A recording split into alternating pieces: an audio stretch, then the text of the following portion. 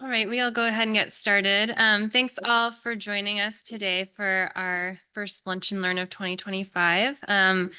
And I'm very excited to have Jadey Ryan here speaking with us today. Jadey is a data professional at the Washington State Department of Agriculture, where she focuses on creating reproducible workflows and impactful data products for environmental initiatives. And I'm very fortunate to get to work very closely with Jadey, where she has been working on our State of the Soils project and producing some impactful data products that she's going to talk a little bit about today. She holds a BA in Environmental Studies and a BS in Biology from Pacific Lutheran University and a Master's in Science in Land Resources and Environmental Sciences from Montana State.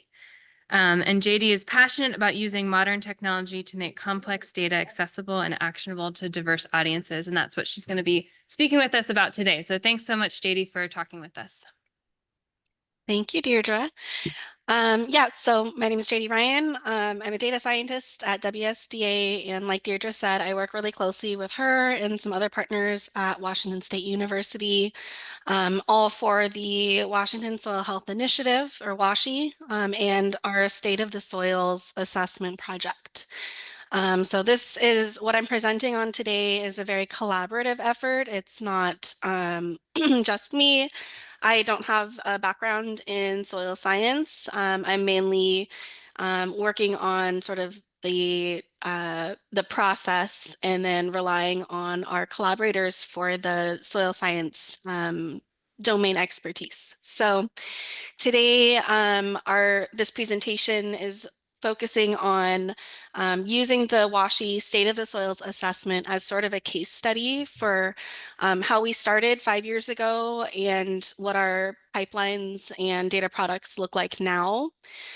So I'll begin with just sort of a really brief background on the project, simplify all the different stages of data collection through our data pipeline, and then talk a really high level about the tools and technologies that we use. I'm not going to go into the technical details of how we're implementing these, but I really want to focus on sort of the purposes and the benefits of using these tools. Then we'll sort of go into sort of the goals for creating these pipelines and the data products. And then we'll just walk through each step of that pipeline, kind of before and after using these new tools. And then this sort of last portion of the presentation will be focused on the custom soil health reports that we generate and provide to all the participants of the state of the soils. And again, this will be high level and just sort of a broad overview of the principles that we try to follow to make sure that these reports are useful, accessible, and actionable. So for the State of the Soils assessment, it's been a sort of baseline effort to understand soil health across our state within all the different counties. So as of 2024, the completion of the data collection part of this project, we have over 1,000 samples collected in all 39 counties within our state. We worked with over 36 conservation districts, and we've collected samples in 66 different crop types or land uses. And as a result of this effort, we provide these custom soil health reports to everybody who participates, whether that's a producer or a landowner. And we have used the help of the conservation districts for collecting most of these samples. So I want to call out their effort as well, because we just couldn't do this, this wide scale of a sampling program without them. So we have this, one of the data products that we have is this dashboard. So I'll send a PDF of this presentation too. So you can either use the QR code or the links will be clickable. So you can interact and sort of see the distribution across the state for where we've collected samples and what kinds of crops we've collected the samples from. So from the process perspective of this effort for each sampling season, I've simplified the process or the pipeline into these 5 steps. So the first step is creating or assigning sample IDs that have enough information in them to track the samples throughout the entire process. So that means creating the sample IDs, providing the labels to either the conservation districts or the farmers so that every soil sample that we collect has the accurate sample ID that gets tracked through the data collection fieldwork, whether that's field forms, GIS coordinates. We also collect management surveys so that we can link the soil health results back to how the fields are being managed and be able to sort of correlate the soil health of the field with the management. And then once we get the lab results back, we go through quality assurance, quality control procedures where we're validating the data. We're compiling it and then cross-checking it with some of the other pieces of data that we've collected from the field forms, from the management surveys. And then we take all of that information and then generate these custom reports. And through each of these steps, we're generating different scripts and different pieces of data. And so we are then storing all of those scripts, all of those data. And I'll talk about sort of the before and after of each of these steps within our pipeline and how it's changed over the years. So there's sort of two pieces of this. We start with the pipeline or the workflow process, whatever you want to call it. And we have like different goals for the process and then for the outcome or the data products. So for the pipelines, like we really want the workflow to be reproducible. And when I say reproducible, I'm talking about minimizing all of the manual steps. Like I'm sure we've all used Excel and found some mistakes from either copying and pasting or dragging and dropping and using the wrong reference cell in an Excel formula or something like that. If we're and we're wanting to make sure that we are basically documenting every step of the process and or automating it so that anybody, whether that's me or the future data scientist or whoever, can basically run this entire process or analysis and get the same outcome.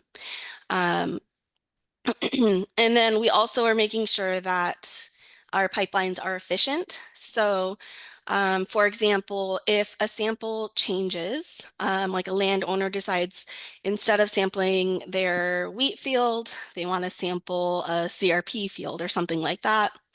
Or maybe the lab comes back and says, oh, I'm sorry, we actually made a mistake in our method. We need to rerun these samples. There's some kind of error that needs to get updated. Instead of then having to start from square one and then redoing the entire manual process, we can rerun an R script or some other automated process and then efficiently sort of update all of the data steps. And then the last part is we want the data to be validated. So what that means is that we're ensuring that our values are as expected. They're consistent, they're following a controlled vocabulary. We don't have duplicated data or missing data.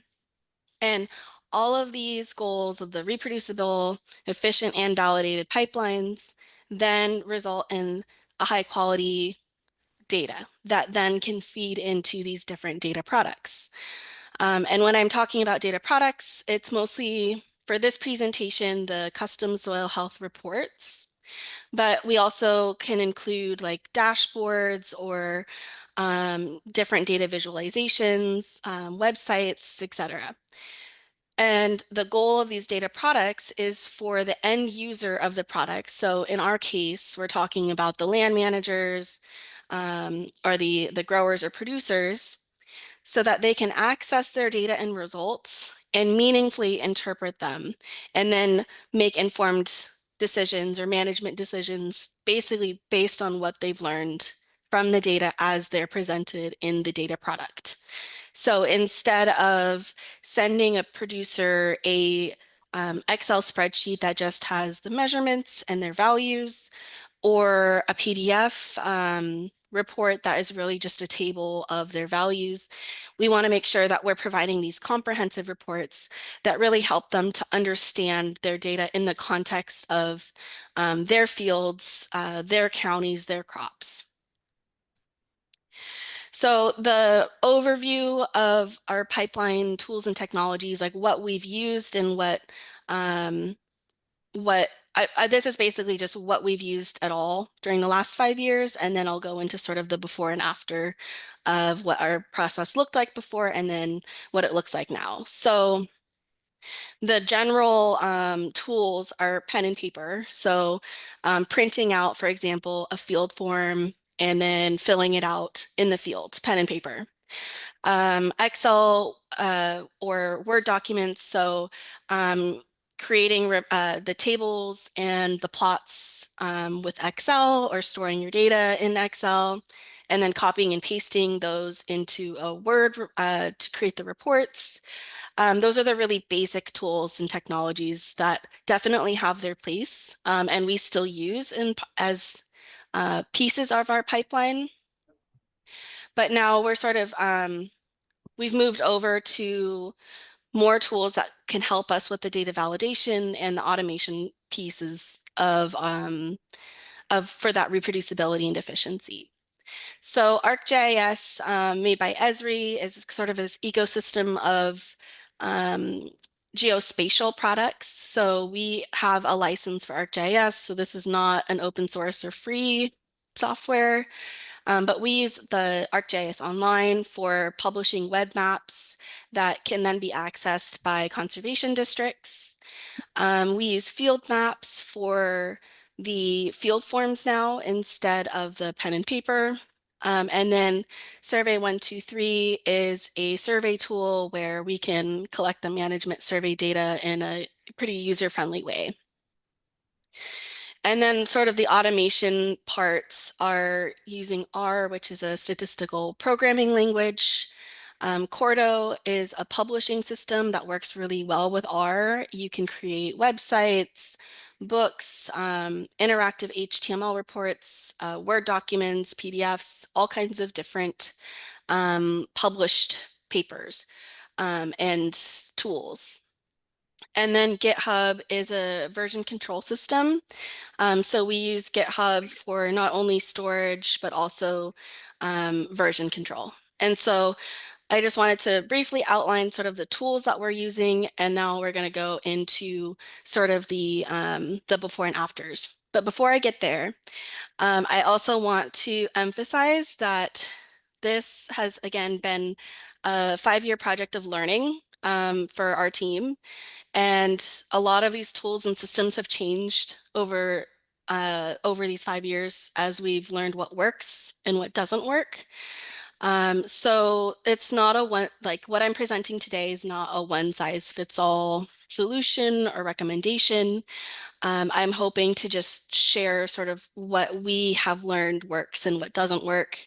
And then hoping that you can take away sort of these higher level principles and also considering your own project needs, staff capacity, and budget. So for the sample IDs, the first part of the pipeline, when we first started this project, we didn't really have a very good system for assigning sample IDs. It was all pen and paper. Don't worry about like trying to read this, but you can just see from this cheat sheet that it actually was really complicated, and we left it in the conservation district or WSDA or WSU staff, whoever was sampling, to basically assign the sample ID at the field. And this led to a lot of errors and inconsistencies, especially with trying to follow this cheat sheet. And how different folks would interpret like which treatment code they would use.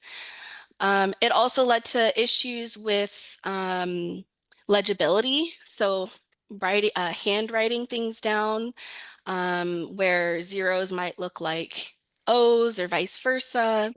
So there was a lot of issues with legibility and consistency. And also it just took a lot of time. So we would print out these blank labels, and then after sampling, you'd go back to your vehicle, and then you'd have to sit down, or not even sit, you'd stand at the trunk of your vehicle and then have to fill out all these labels. It just really was an inefficient and mistake full process. So what we ended up doing was using an R script. So instead of everybody assigning their own sample IDs, I would collect the information needed beforehand, before the sampling actually began, and then I would assign the sample IDs using an R script that would then pull in all of the information that I got from the conservation districts or the farms, and then create those sample IDs. And then I would be able to pull those into Word and use mail merge to pre-populate most of the label. And then we'd also use a font that's usually like monospace. I think this one was Atkinson Hyperlegible. And it has like the little dashes across the zeros so that it's really easy to tell the difference between an O and a zero. And so we would print these out and then send these off with whoever was going out into the field. And instead of having to write in all the sample IDs and hope that they were copied correctly, they only had to fill out the date and their initials. And this way, across all the different places, we're asking them to fill in their sample IDs, whether that was the field forms, their labels, the management surveys. It was really easy to make sure that they have the correct sample ID, and we could follow and track all of the data associated with that sample ID throughout our entire pipeline. So then the field forms, before, again, we did pen and paper. So we would print out the field forms. We would encourage folks to pre-populate the field forms with the sample IDs and as much information that they could fill out as possible to save time from having to write as much while in the field. But again, it still was sort of a consistency issue, lots of missing data. A lot of times we would get just sort of the first half of the form, but then the actual data collection part, a lot of these like check boxes would be missing. But the worst piece of having the paper field forms was then having to basically nag everybody to send them back to me. And then I had to transcribe all of that information into an Excel spreadsheet so that we could then do our quality control and merging with the other pieces of the data. And so again, not very efficient and not super high quality data. So instead, we turned to ArcGIS. Field Maps was a relatively new app when we started using it.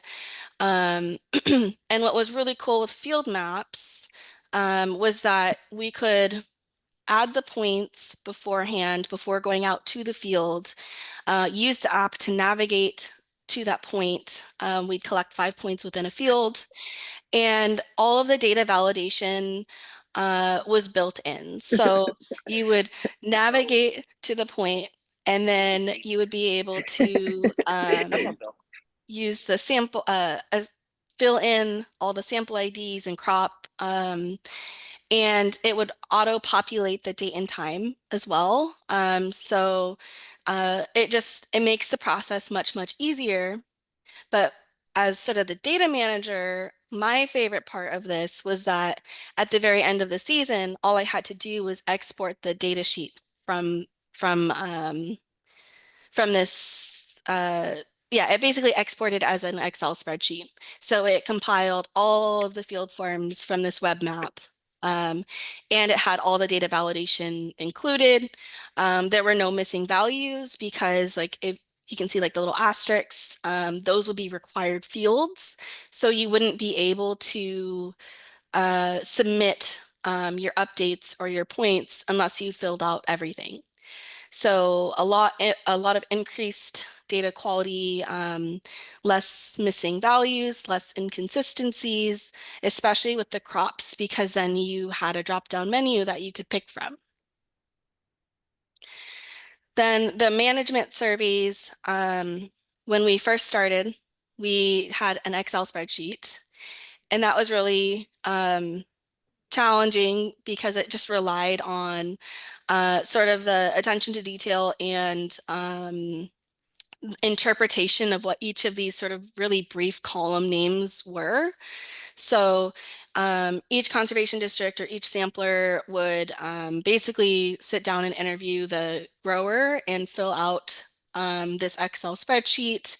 There was a little bit of data validation included because we did use drop-down, like Excel drop-down validation lists, as you can see in the second picture.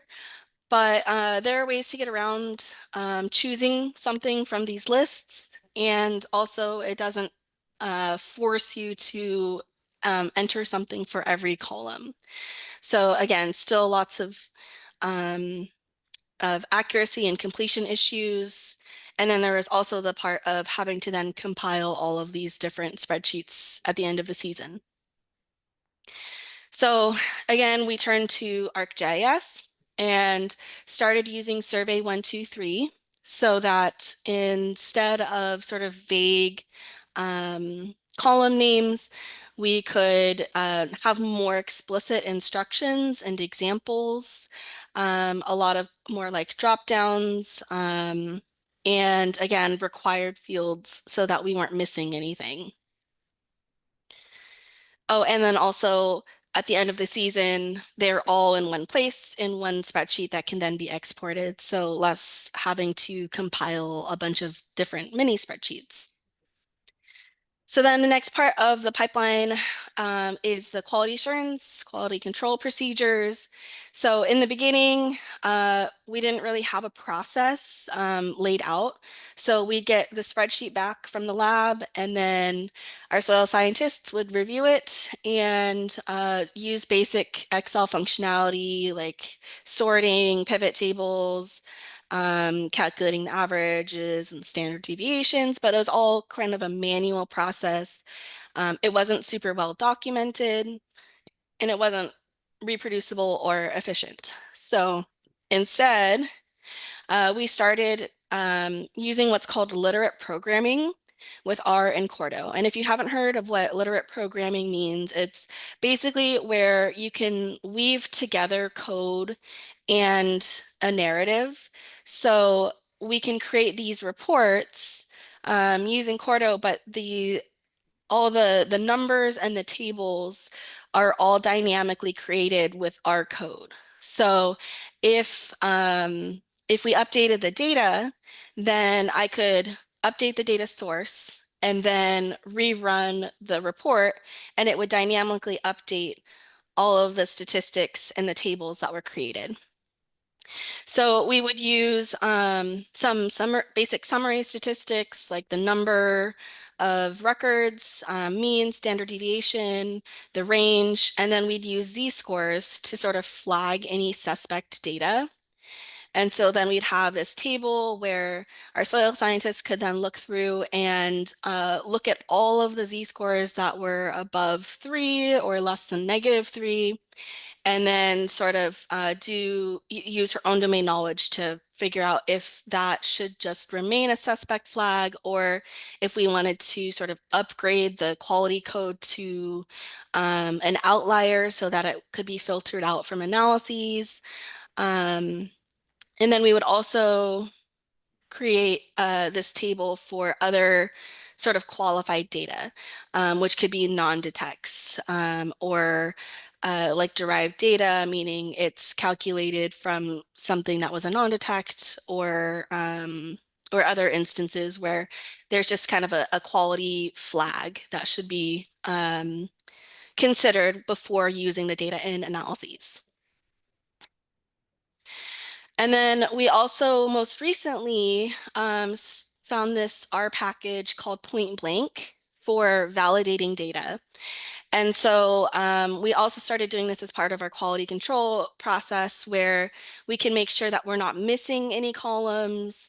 We can make sure that, like, for example, all of the organizations are spelled correctly. Like if I provide the list of all the different conservation districts that we've worked with, making sure that all of those, the existing values in our data table match one of the conservation districts that I have in this provided list. And then if any of these basic tests or steps fails, then I can get notified and then download a CSV that will tell me exactly what the value was, and then I can go back and fix it. So again, it's just making sure that we have really high quality data by validating that we aren't missing something that we're expecting, that we're using like a controlled vocabulary, and any additional sort of value checks. So when we first started doing these reports, WSU had originally created these soil health reports with R and ArcGIS. And R Markdown is the predecessor to Cordo. It's another sort of publishing system. But for those folks who may not use R or R Markdown, I think the more basic or the more common way to create reports is with Excel and Word. So creating sort of a template in Word and then, you know, highlighting like all the places that you have to change and then going one by one and replacing all of those values with the current producer that you want to create the report for, and then going into Excel and creating a new table or a new figure and then pasting it into your template. And again, it's not super reproducible. Like you could have sort of a standard operating procedures or a checklist of all the things that you have to do, but it's really easy to miss something, and it's also really time consuming. So instead, we started using R and Cordo, and this made it really easy to just sort of create one template and then one script to render all of the reports at once. And so you can see from this little video, we just run this render reports R script, and then now we're just generating all the reports at once. I mean, this was a subset of, I think, 3 different producer IDs, but you can see that in like 40 seconds, it generated a Word document and a HTML interactive report. And so what's really cool about this is that if you needed to change, so the soil texture definition, or if there is a data update, instead of having to go back and change all those different reports individually, manually, instead you would change either the template Porto file or the main Excel like data source, and then just rerun that render script, and then it would just generate all of those reports over again. So I think I spend maybe a day just like updating all of our data and then making sure that the templates look correctly. And then I'll run this script and leave it go overnight. And then the next morning I have all 100 reports or 200 reports, HTML and Word document for all 100 producers for the sampling season. And it's really a huge time saver. So then the last step in our pipeline is sort of storing everything. So we have all these scripts and spreadsheets for assigning sample IDs, processing field forms and management surveys and lab data. And originally we just used our shared drive. in Windows, and then we would sort of version control by appending, underscore V6 or whatever the version number was.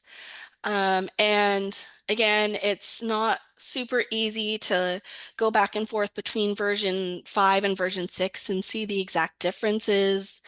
Um, and it's a lot more manual than what I would like. So instead, we started using GitHub.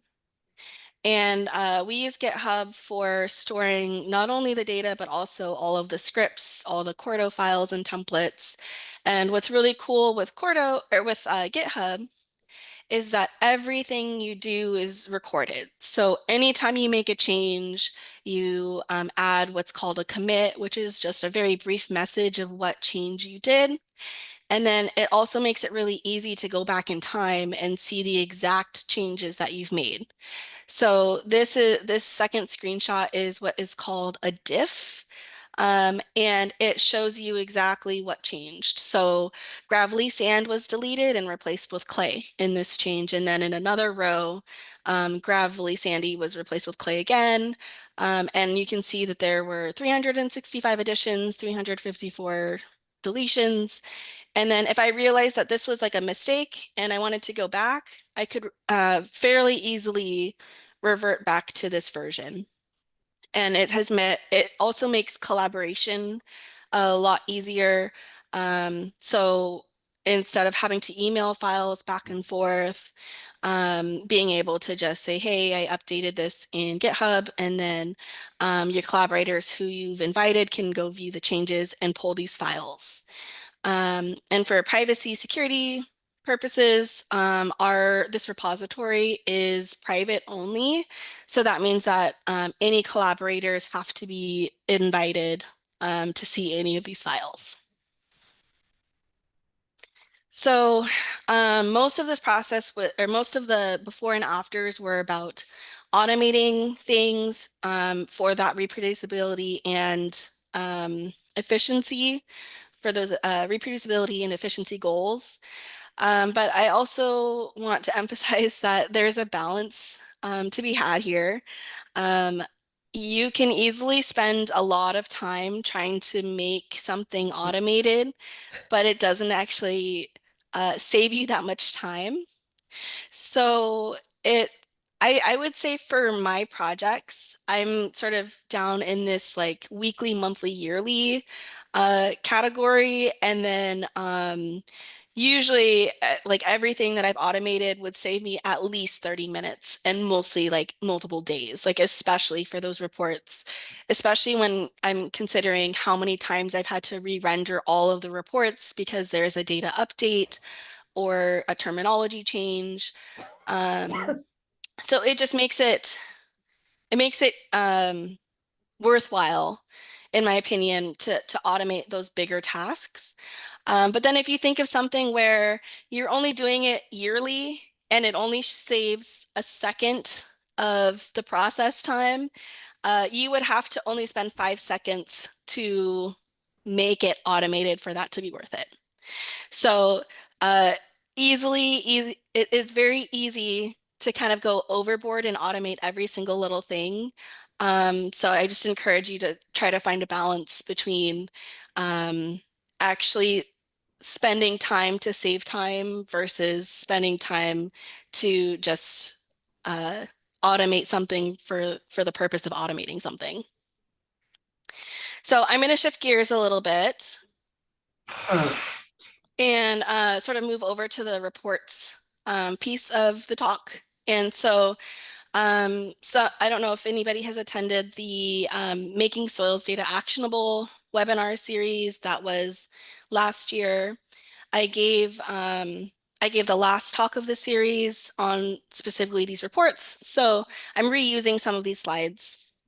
But what we're focused on with these reports is really just trying to make sure that our reports are helping participants to access their soil health data.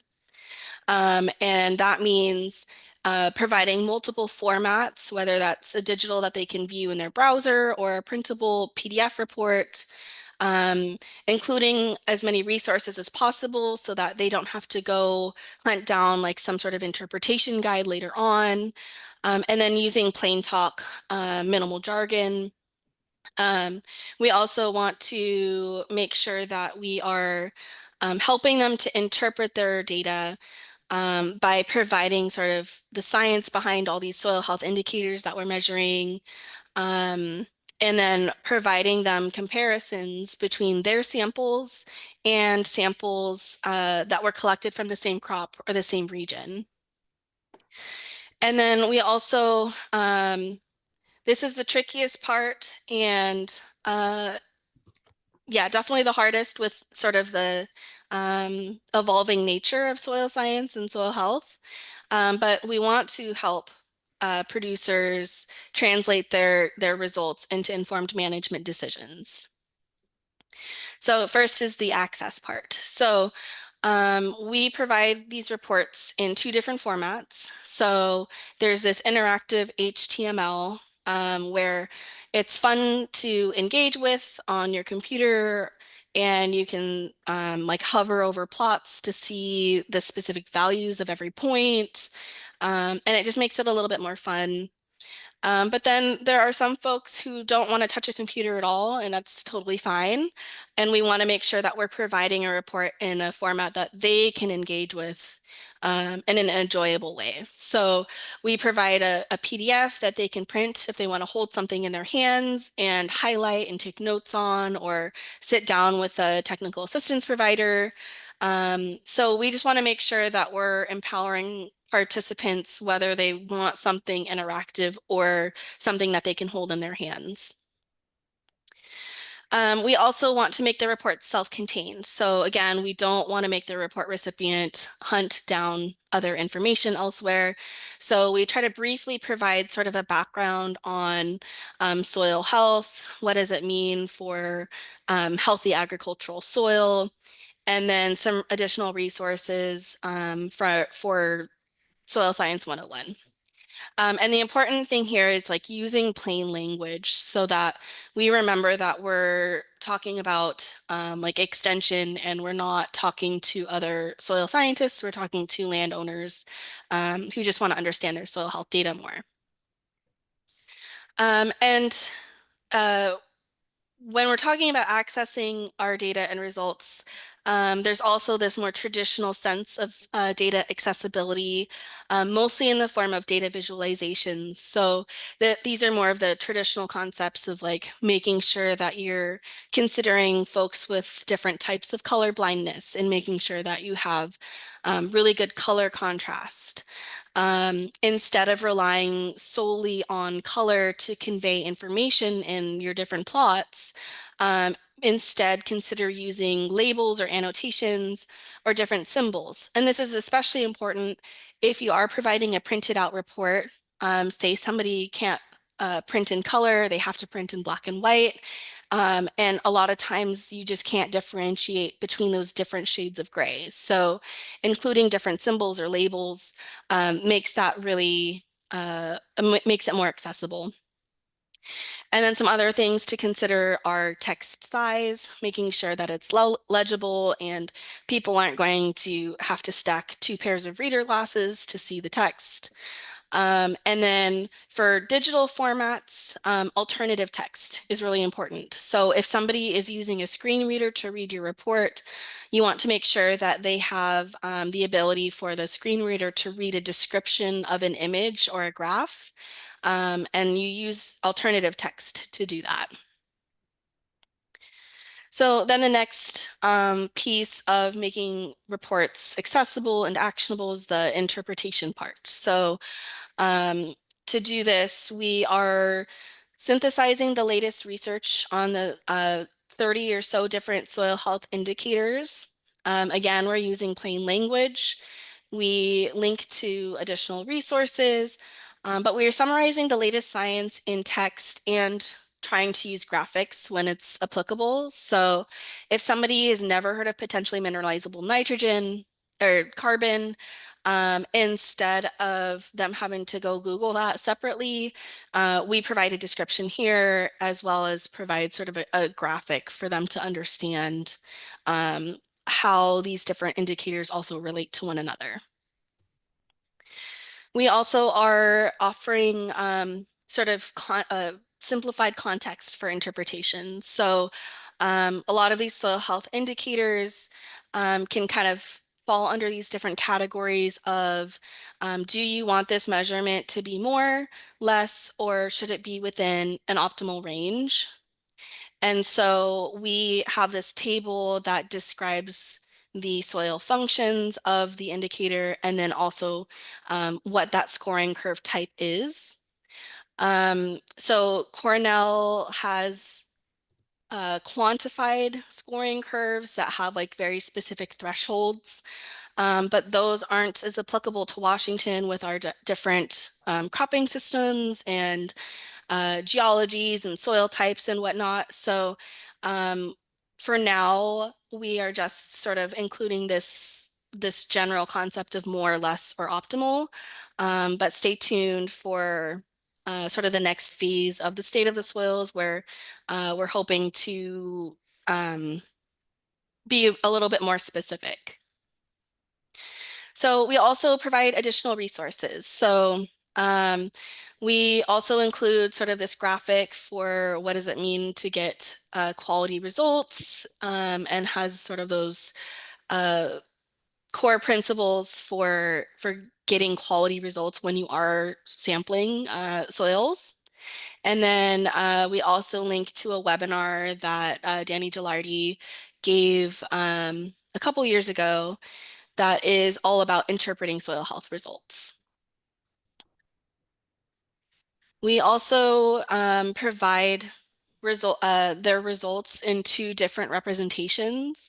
So we provide tables and plots so they can have their concrete numbers in front of them with some additional like visual comparisons too. So we compare the field against the crop and the same county and crop, as well as the project.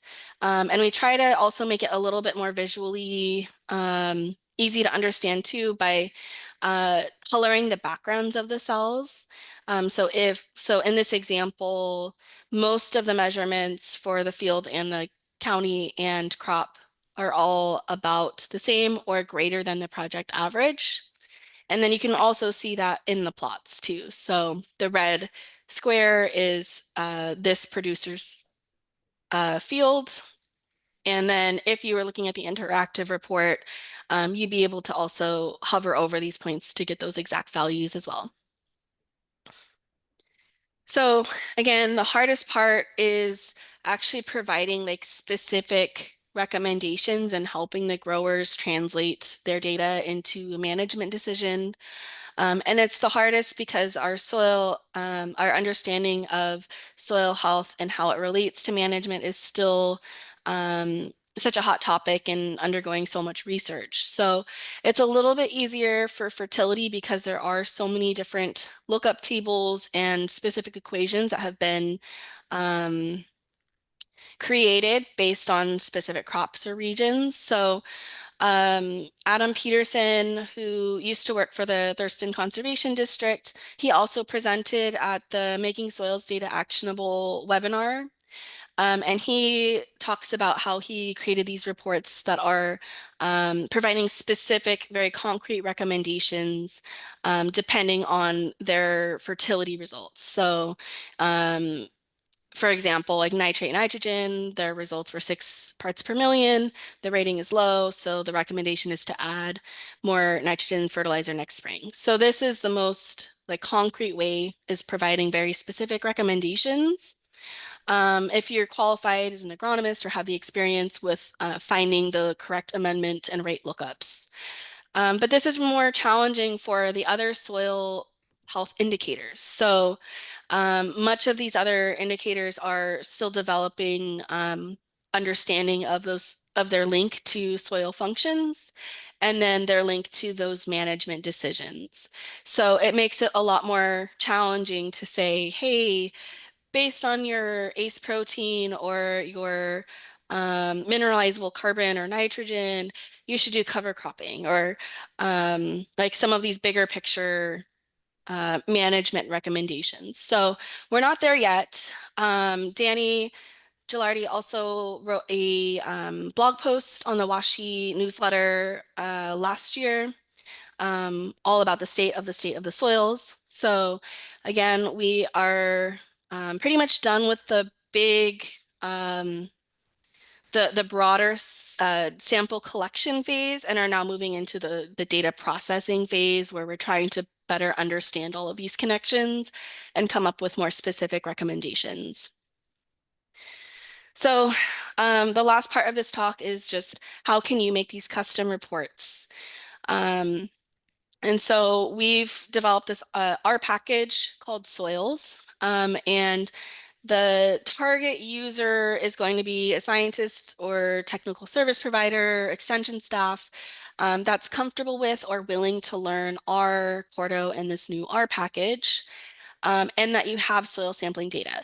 So this is very particular to sort of how we've developed the state of the soils, where the template is designed so that you can provide a report for every participant and have those comparisons between county and crop. So there has been interest from folks for creating different templates for either different soil sampling depths or different treatments or management practices or trials. But for now, all of those are sort of TBD, but I would love to hear from you if you are interested in those other types of templates as we sort of prioritize our future work. But if you do fall into that sort of target user base, you get started by checking out our soils package website. It has sort of the installation requirements, like you need to have R, RStudio, Quarto. It has primers on Quarto and Markdown syntax, and then also tutorials and example reports for you to get started. But if you're not quite there yet and you're still in the process of using like Word and Excel, being able, our GitHub repository for the soils package is open source on GitHub and it's publicly available. So you're welcome to use and adapt the text from our example reports and access the figures folder in GitHub and borrow some of the figures that we've created. We would just ask that you please acknowledge or cite this project. And so some exciting news coming spring, summer of 2025. We're also working on a no-code web application to generate reports. So if you don't want to go the soils R package route and you don't want to touch the code at all, we are working on this web app where you can download a template and basically you would replace all of this example data with your own and then upload it back into the web application and then fill out some of your project specific information, and then you'd be able to generate very similar reports without having to touch any R code. If you're interested in learning when it launches, I'd recommend subscribing to the WashI newsletter as we'll write a blog post once it is ready for public use. So just to recap, we're trying to make reproducible, efficient, and validated data pipelines so that we are generating really high quality data that can then feed into data products that help our landowners access and action on their soil health data. I just wanted to include some resources too for learning R, Quarto, and soils. I get really nerdy and excited about this kind of stuff, so I'm also just happy to chat with anybody more about these resources or how I got started. Because again, this wasn't my my technical background. I just kind of learned as the need arose. But it's definitely a passion and my bread and butter now. So please feel free to reach out, and I'm happy to take any questions or have any discussion.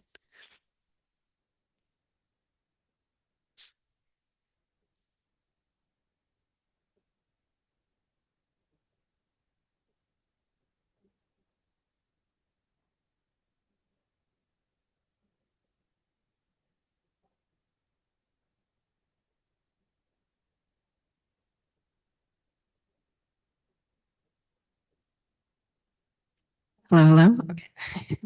Thank you, Jadey. Sorry, we were having microphone challenges. Thank you No so worries. much. That was awesome. Yeah, any questions from the audience in person or on Zoom? I see one from Teal here, so I'll pass you the microphone. Thanks, JD. It's really cool to see all that you've done. We've never met in person, but this is really great to see. And especially a no-code app. That's like an amazing idea. But I had a question about you assigning the sample IDs before actually sampling in case I get crazy enough to take on something like this again. It seemed like when I was helping doing a little bit of data collection, we wouldn't always make it to all the fields or we couldn't get a sample. Did you just get rid of that sample ID you had created, or how did you deal with that? Yeah, that's a good question. Yeah, so throughout the season, I'd also have a spreadsheet where basically I would track sort of the progress of all those different pieces of data. Like, have we received the field form? Do we have the GIS points? Do we have the surveys? And then not a lot of times, but some of the times, a farmer just wouldn't want to participate anymore, or they would change their field. And so in that spreadsheet, I would just note that that sample was no longer being collected. But then when the next season comes around, my R script, it would basically go through. So to take a step back and go a little more in depth, our sample IDs are basically year, producer ID, and then field ID. And so if it wasn't actually used in the previous season, it would then get that sample ID for that field, or the producer would then get reused if it didn't have any data assigned to it. I hope that makes sense. Also, Teal is one of the original authors of the R Markdown reports. Yes, Teal was crucial in us creating that R Markdown template. So that was great, and it's fun to see that it's been turned into an R package. Yeah, any other questions from anybody on Zoom or in person? Lindsay? Thank you, Jadey. This is Lindsay Dutoy from Plant Pathology. A really excellent presentation. Wonderful to see everything that's been done. And I know you talked a bit about accessibility and color coding for color blindness and other things. With Washington State's new laws on accessibility, how is that added to some of the considerations you need to incorporate into these documents and the data and so on? Yeah, great question. So personally, I have kind of a checklist that I go through anytime I'm making a new figure. And the screenshots that were in this presentation, I left from my last year's presentation, so they don't show the 2024 reports, which I've also made some modifications to the figures. For example, like when we have over 1,000 samples, the gray, like I had diamonds and also squares. They became basically indistinguishable. So there's tools out there. In that accessibility slide, the figure with the glasses in the bottom left corner, there's a URL to a color blindness simulator. So that tool is really cool because you can actually upload an image and basically test it through different color blindness type lenses so that you can basically see through the eyes of somebody who can't see like red, green, or somebody who, I don't remember all the types of color blindness, but you can click through and double check them. And then for the HTML reports, there's lots of tools out there. Like we can run through, if you access in your browser what's called developer tools, you can like run an accessibility report. Like if you use Google Chrome, it's called Lighthouse. So you can definitely go down some rabbit holes of like how deep and nitty gritty you go. But we use the I'm forgetting what it's called, but it's like the web accessibility guidelines. And then our agency is also starting to like crack down on the alt text images. And so just making sure like Cordo is a really cool tool, because in your QMD files, for each image, you can also attach the alt text. And so then when you generate all of those reports, that alt text is also included. Chakradar, you have your hand up. I wrote a text message, in the chat box. Do you want us to read that? Yeah, we can read that. All right. Chakdar says, "Hi, JD. Congratulations on developing such a great workflow. How do you think growers can integrate this report with their existing reports that they receive from commercial testing labs? Is there any effort to help commercial testing labs adopt your workflow and reports?" Ooh, good question. So, for now, we're still kind of going through our own quality control process with making the data publicly available. So like right now, that no code app, it gives some sample data. But if a individual grower would want to like upload their own data, that report might not be super helpful unless they keep all of that sample data in there. Because otherwise it's like you can't do any comparisons if you have a sample size of 1, for example. So I think there's an effort underway to sort of figure out what measurements and indicators we can provide, so that if somebody in Washington wanted to upload like their single soil sample, but then have that comparison against the state of the soils, they can do so. But again, that's future work once we figure out like which measurements and indicators are sort of passing the quality that should be available for those growers. For the commercial testing question, I haven't thought too much about how